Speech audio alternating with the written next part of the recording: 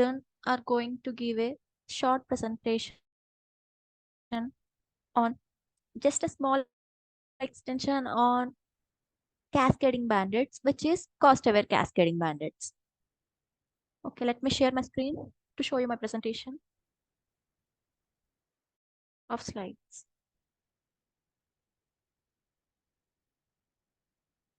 Here comes the slides.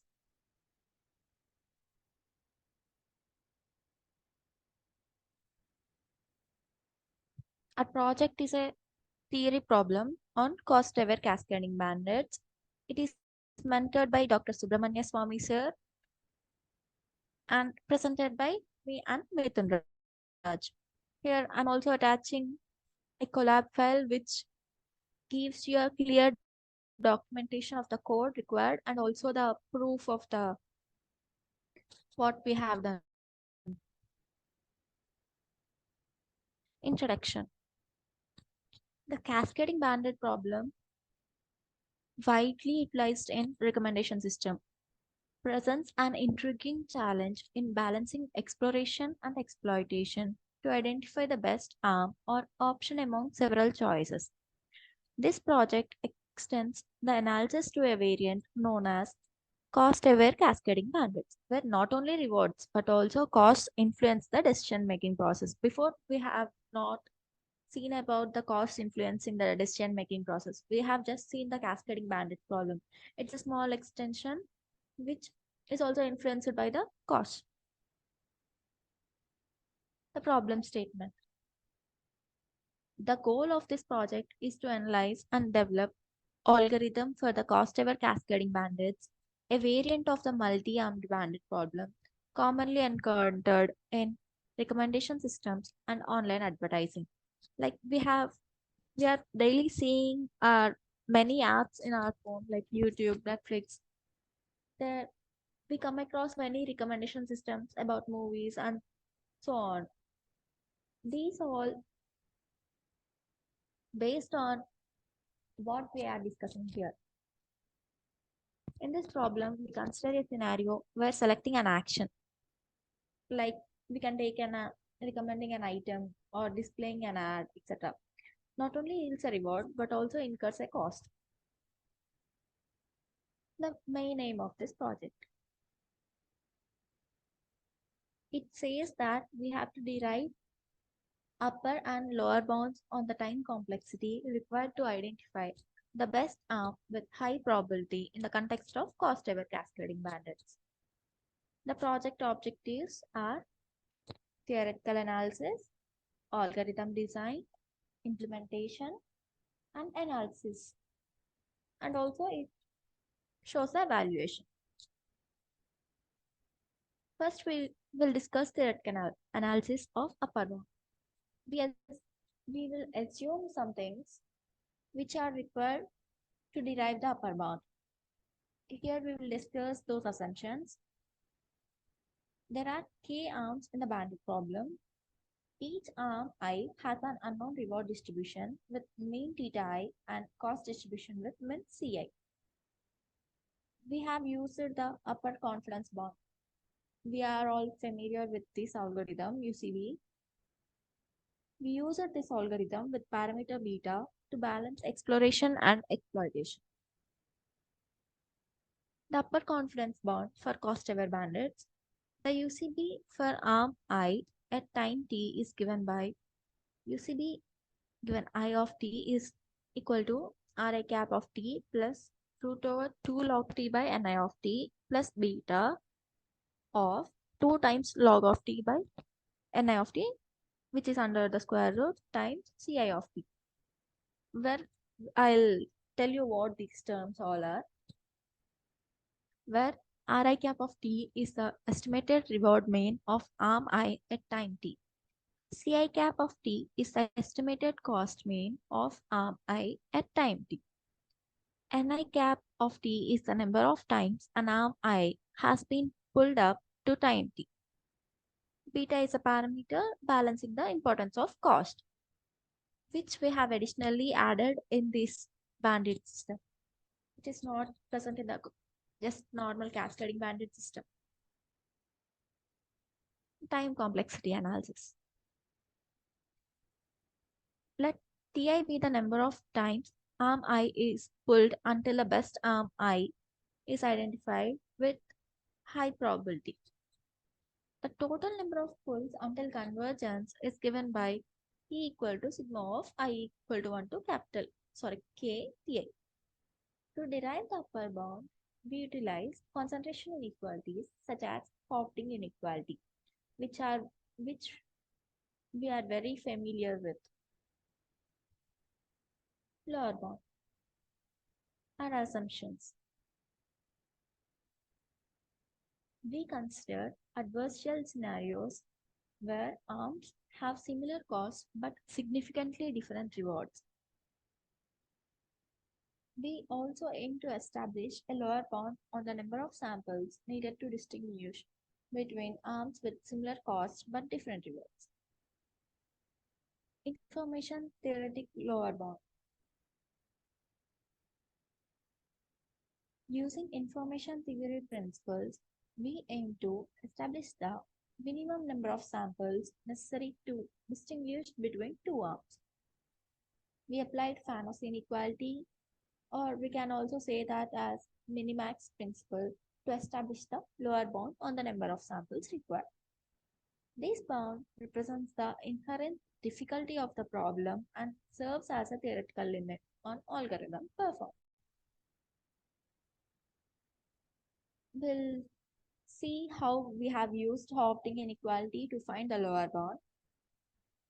Using Hofting inequality, Hofting inequality provides a way to bound the probability that the sample mean of independent Bernoulli trials deviates from the expected value, that is the true mean, by more than a certain amount.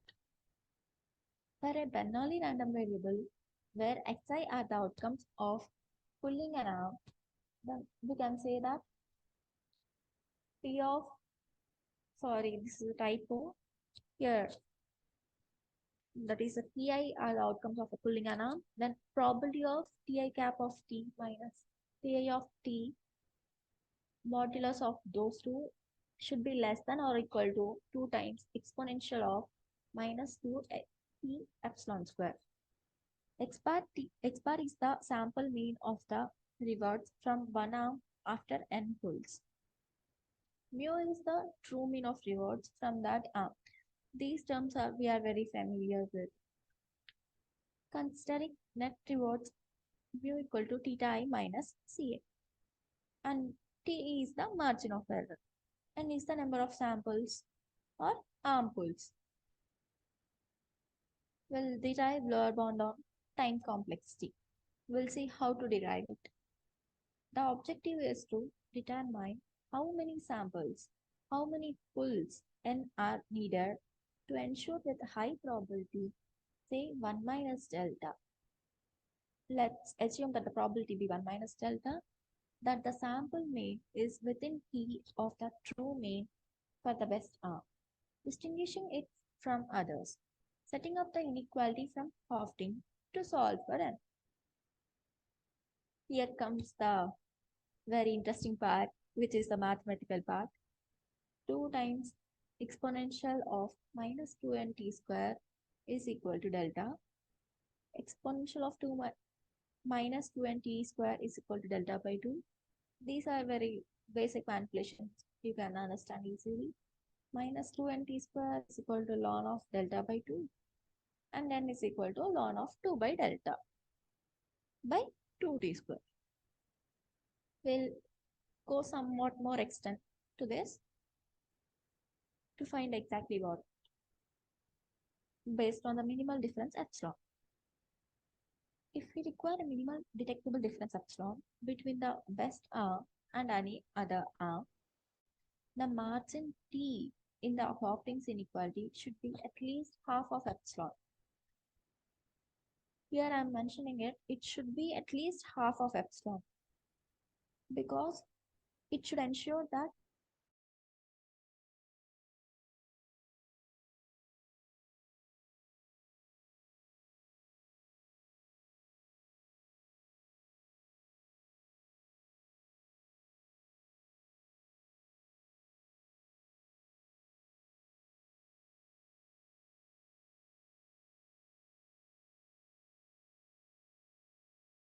n is equal to ln of 2 by lambda, t equal to epsilon by 2 in the above equation. Now, so that we are getting this n equal to ln of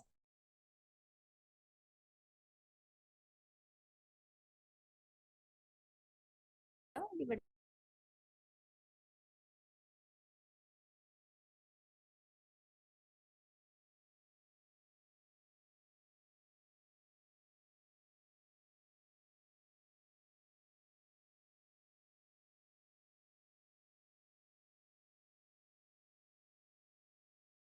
by 2 mean reward, theta and cost. And we also defined a class for an arm which has attributes such as theta, cost, total reward, and number of samples. Then we defined a function called pull within the arm class to simulate pulling the arm, which returns a reward based on a binomial distribution.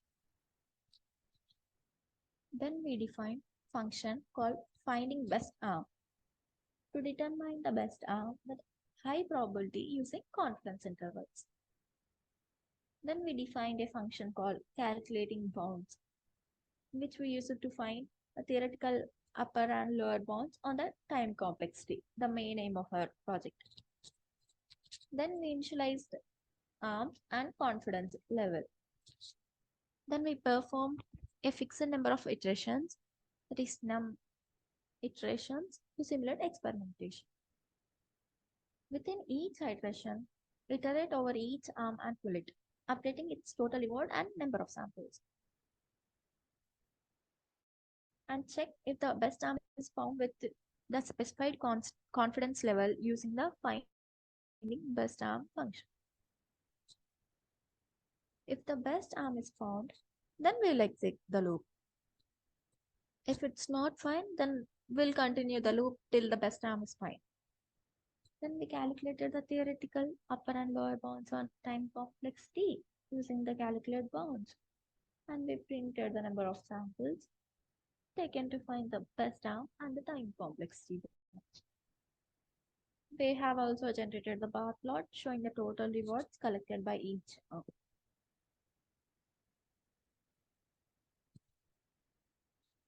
The main theory part behind this also involves exploration trade-off. We'll now see briefly about it. The cost-ever cascading bandits algorithm balances exploration, that is, sampling arms to gather information, and exploitation, leveraging current knowledge to maximize rewards while minimizing the cost. I said it before, here we are balancing both exploration as well as exploitation. We have to look after the rewards at the same time, we have to minimize the cost. The algorithm aims to identify the best arm with high probability while considering both rewards and costs. The extension. This is an extension to our upper confidence bound, which we all are known about it as UCB. We extend the classical UCB algorithm to incorporate cost considerations. The UCB formula is modified to account for both estimated rewards and cost for each arm. The algorithm selects arms based on their upper confidence bounds, considering both reward potential and cost constraints. Next, we'll discuss about time complexity analysis. We analyze the time complexity by considering the number of samples required to accurately estimate the rewards and cost for each arm. Factors such as number of arms, K arms that we are taking here, the gap between the rewards, that is delta I, the distribution of cost, and the desired level of confidence, that is delta, are taken into the account. Here, this we already discussed, which is very famous Hopting inequality, that is probability of taking the theta I cap of t minus theta I of t modulus should be less than or equal to 2 times exponential of minus 2t epsilon square. Here are the results.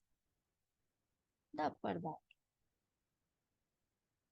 The upper bound on the time complexity for cost-aware cascading bandits is derived considering the trade-off between exploration and exploitation while incorporating cost awareness.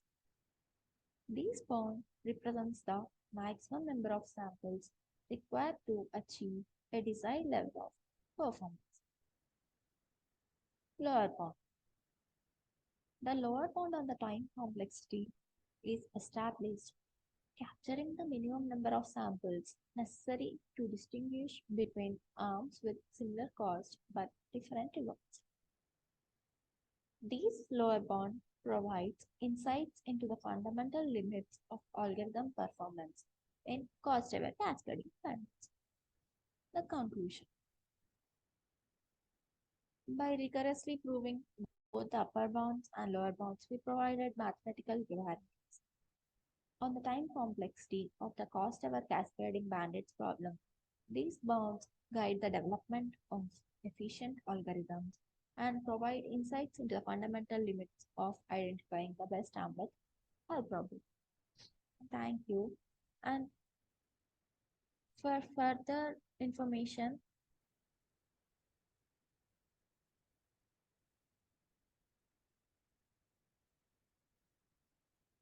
let me also discuss what I have given in the collapse file.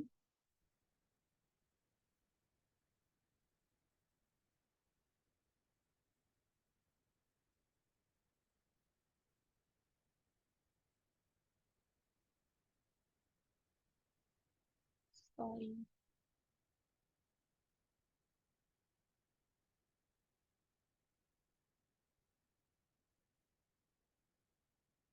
Now I'm sharing the file with you.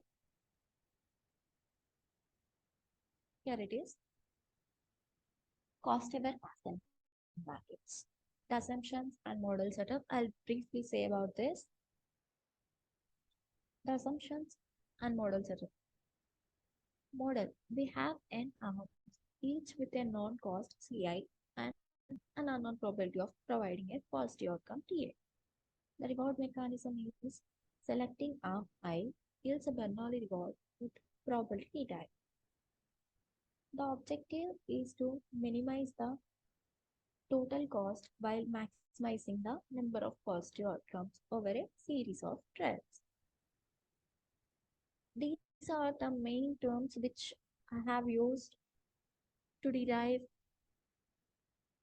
the number of samples to find the best arm with high probability and lower bound on time complexity and also an upper bound on the time complexity.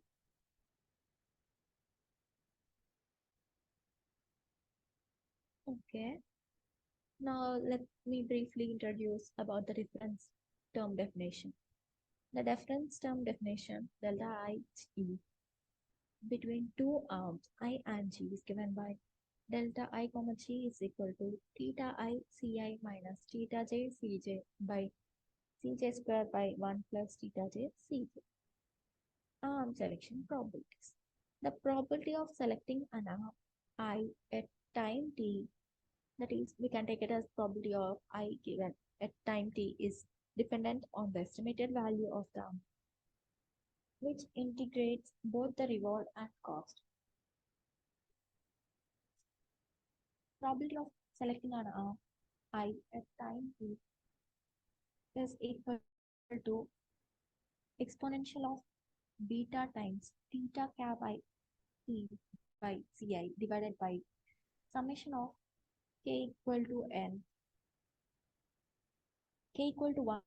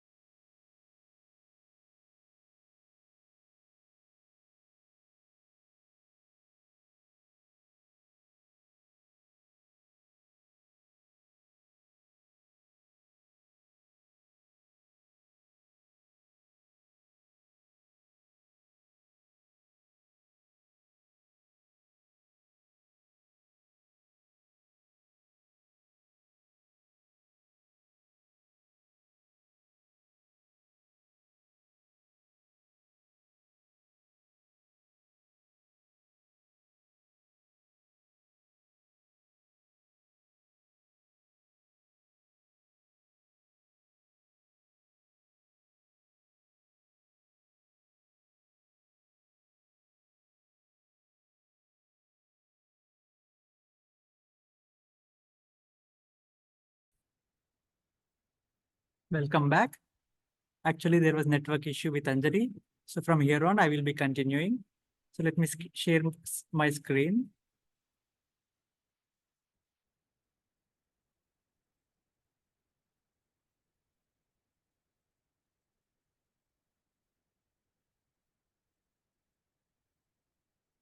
Okay, so let's continue.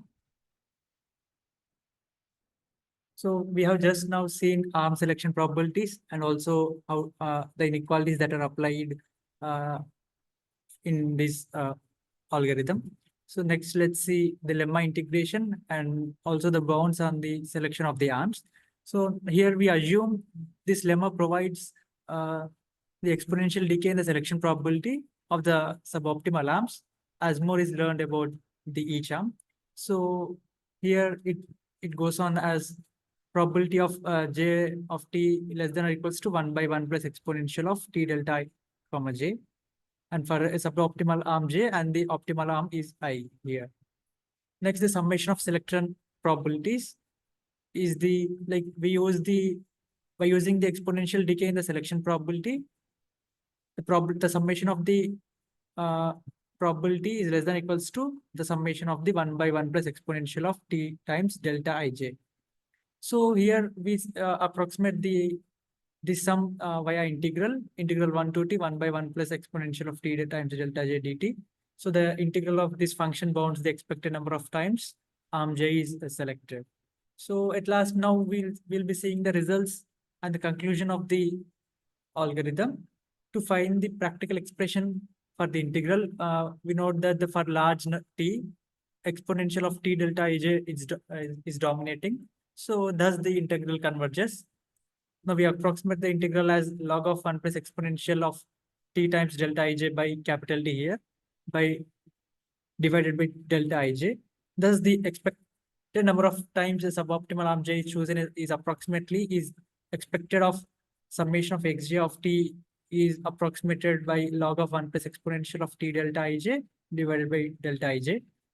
So this bound shows that as t increases, I mean grows, the number of times the suboptimal arms are selected grows logarithmically. So logarithmically, indicating that effective learning and optimization of both the cost as well as also the reward.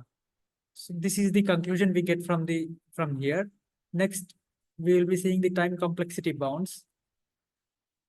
The time complexity of learning which arm is optimal depends on the rate at which delta ij enables discrimination between the suboptimal and optimal arms. So it is the time complexity is of the order of log t divided by delta ij. So this reflects the complexity approximately. So now we come to the code. So let me show the result of this code so that you get to know this. Let me run this code for a while. For first, let's run this code.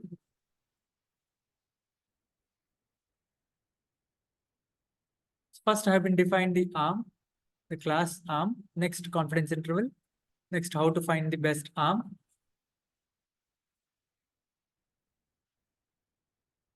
And I will be printing out the number of samples taken to find the best arm, the number of samples required, and also the lower bound on the time complexity and also the upper bound on the time complexity.